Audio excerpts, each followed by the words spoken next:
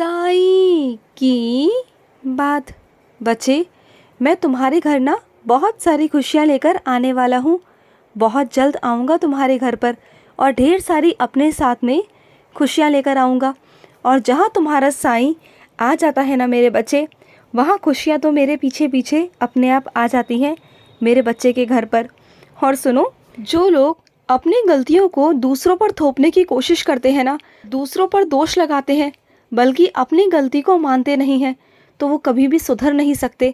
हमें हमेशा अपनी गलतियों को, अपने दोषों को स्वीकार कर लेना चाहिए, ना कि दूसरों पर थोपना चाहिए। क्योंकि तुम्हारी सबसे बड़ी गलतफहमी है कि तुम्हें कोई नहीं देख रहा, लेकिन तुम्हारा साईं तुम्हें 24 घंटे देखता है। वो सब जानता है कि किसकी क्या गलती है। अगर तुम अपनी गलती को स्वीकार कर लोगे ना, तो तुम्हारा साईं तुम्हें माफ़ कर देगा। और अपनी गलतियों को तुम दूसरों पर थोपने की कोशिश करोगे ना, तो तुम्हारा साईं कभी माफ़ नहीं करेगा, कभी नहीं। कभी भी साईं के बच्चे किसी की भी आंखों में आंसू नहीं देते, कभी नहीं देते, बल्कि मुस्कुराहट देते हैं, खुशियाँ देते हैं। और अगर कोई साईं के बच्चों को रुलाए, उनकी आंखों में आंसू लाए ना, तो साईं को वो भी बर्दाश्त नहीं होता, बिल्कुल भी नहीं होता मेरे बच्चे। और सुनो, ऐसे रिश्तों का क्या फ़ायदा जिसमें प्यार ही ना हो, विश्वास ही ना हो, जिसमें हर पल लड़ाई झगड़ा होता है, कभी विश्वास ही नहीं है। क्योंकि हर रिश्ते की जो नींव है ना, वो विश्वास पर टिकी होती है।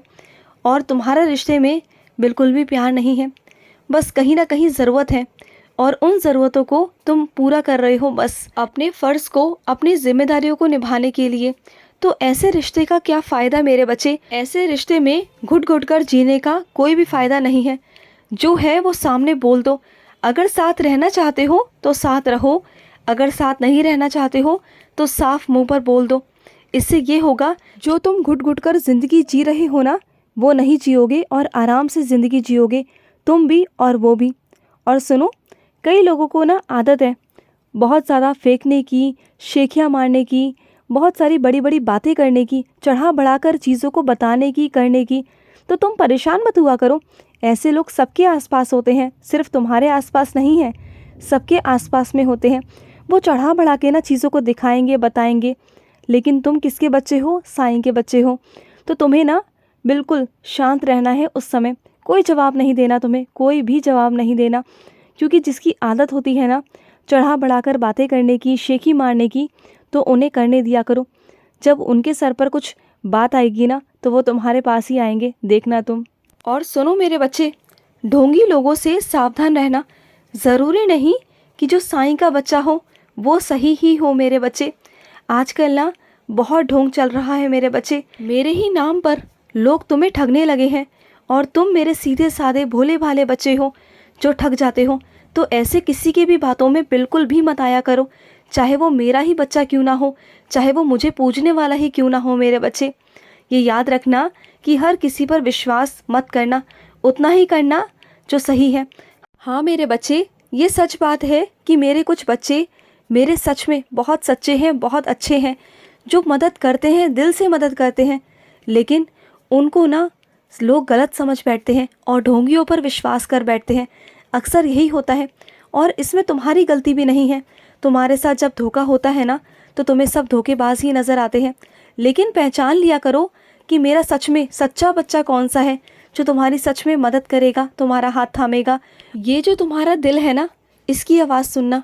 जब भी तुम मेरे बच्चों से बात करोगे ना, तो ये तुम्हें सच बताएगा, ये तुम्हें सच से रूबरू कराएगा कि सच में मेरा बच्चा कौन सा है और कौन तुम्हें ठग रहा है मेरे बच्चे। ये तुम्हें समझ में आएगा। और सुनो, जो तुम्हारे पास मेरा चित्र है ना, उसमें देखना मेरे बच्चे, दाईं तरफ मेरी एक आँख सूजी हुई है। देखो मेरे बच्चे, गौर से देखना। और वो पता है क्यों है?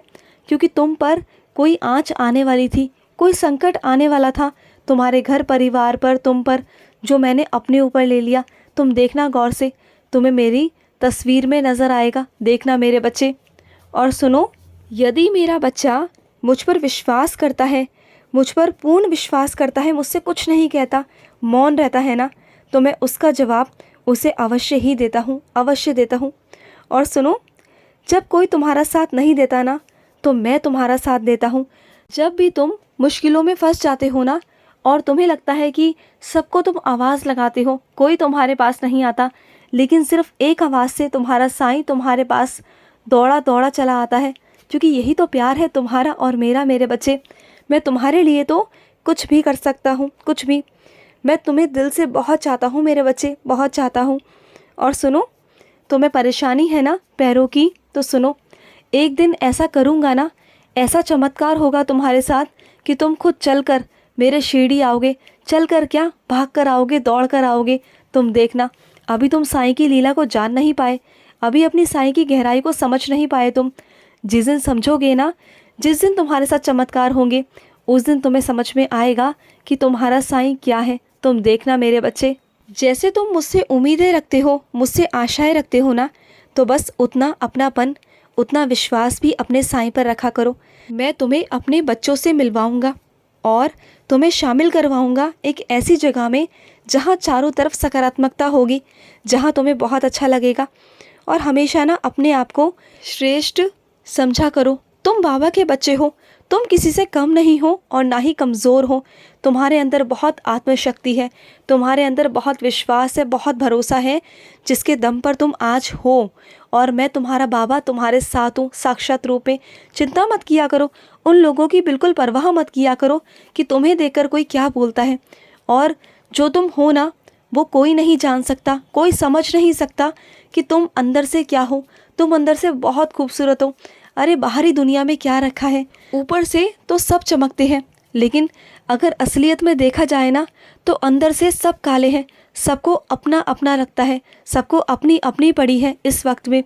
ऐसे मेरे कुछ ही बच्चे ऐसे हैं जो अपने लिए तो प्रार्थना करते ही हैं, लेकिन दूसरों के लिए भी करते हैं। वो मेरे कुछ गिनती चुनती के कुछ चुनिंदा बच्चे हैं, बस वो मेरे सबसे प्रिय बच्चे हैं, सबसे प्यारे बच्चे हैं। तो तुम ना इन लोगों की बातों में बिल्कुल भी मत आया करो और तुम अपने साईं पर विश्वास रखो। बस मैं तुम्हें ना बहुत आगे लेके जाने वाला हूँ, बहुत आगे, तुम देखना। और सुनो, मेरा अभिषेक करना। तुमने बहुत दिनों से मेरा अभिषेक नहीं किया, तो मेरा अभिषेक ज़रूर करना, ज़रूर करना। और बस इतनी सी ही तुम मांग रखते हो मुझसे, बस यही मांगना था तुम्हें। जो तुमने मांगा तो ठीक है, वो पूरा हो जाएगा। अरे मांगना है तो इससे भी बड़ा कुछ मांगो ना। अगर अपने साईं को सच में आजमाना चाहते हो तो आजमाओ ना, किसने मना किया। लेकिन पूर्णतः विश्वास कर कर, मैं कहता हूँ आजमाओ, लेकिन पूर्ण विश्वास भी करो। विश्वास करोगे ना तो वो ज़रूर होगा, ज़रूर होगा मेरे बच्चे। इसमें कोई दो राहें नहीं कि वो पूरा नहीं होगा। होगा मेरे बच्चे, होगा। और जो तुम्हारे मन में ये महायुद्ध चलता रहता है ना खुद से ही, तो सुनो, तुम्हारे मन में शांति चाहते हो ना, सुकून चाहते हो ना, तो मेरी लीलाओं का श्रवण करना शुरू करो, उन्हें पढ़ना शुरू करो, साईं सा चरित्र पढ़ना शुरू करो।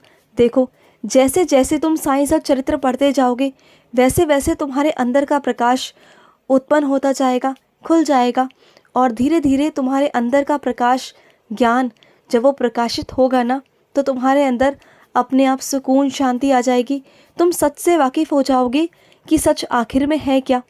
जो तुम फंसे हुए हो ना, अभी तुम परेशान हो, और जो तुम्हारे अंदर 24 घंटे युद्ध चलता है ना अपने आप से ही, इससे भी तुम बहुत बहुत शांत हो जाओगे। तुम्हारा मन शांत हो जाएगा और तुम खुश रहने लग जाओगे। ये तुमसे मैं कहता हूँ, मेरे अनुभव सुनो, मेरी लीलाओं का श्रवण करो। देखो तुम्हें कितना अच्छा महसूस होगा। देखो, करके देखो मेरे बच्चे, खुश रहो। आज का साई संदेश समाप्त हुआ।